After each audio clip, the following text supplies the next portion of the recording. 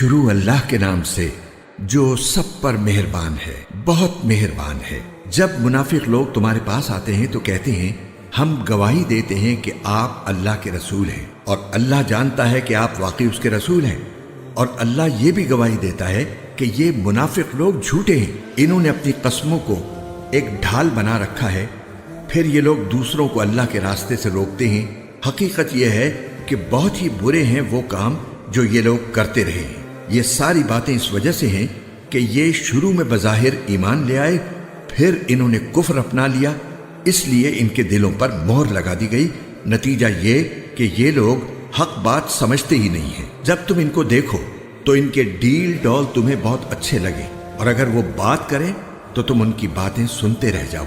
ان کی مثال ایسی ہے جیسے یہ لکڑیاں ہیں جو کسی سہارے سے لگی رکھی ہیں، یہ ہر چیخ پکار کو اپنے خلاف سمجھتے ہیں۔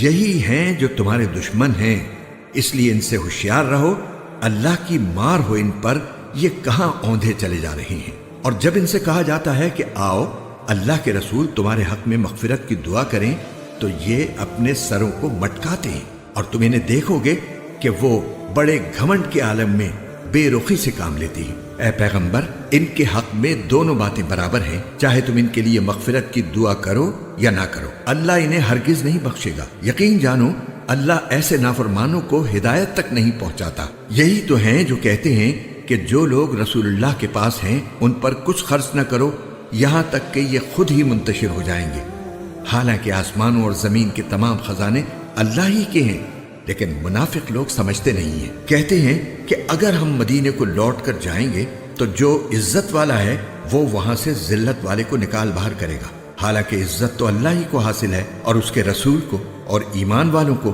لیکن منافق لوگ نہیں جانتے۔ اے ایمان والو، تمہاری دولت اور تمہاری اولاد تمہیں اللہ کی یاد سے غافل نہ کرنے پائے، اور جو لوگ ایسا کریں گے وہ بڑے گھاٹے کا سودا کرنے والے ہوں گے۔ اور ہم نے تمہیں جو رزق دیا ہے اس میں سے اللہ کے حکم کے مطابق خرچ کر لو، قبل اس کے کہ تم میں سے کسی کے پاس موت آ جائے تو وہ یہ کہے کہ اے میرے پروردگار، تو نے مجھے تھوڑی دیر کے لیے اور مہلت کیوں نہ دے دی کہ میں خوب صدقہ کرتا اور نیک لوگوں میں شامل ہو جاتا۔ اور جب کسی شخص کا معین وقت آ جائے گا تو اللہ اسے ہرگز مہلت نہیں دے گا، اور جو کچھ تم کرتے ہو اللہ اس سے پوری طرح باخبر ہے۔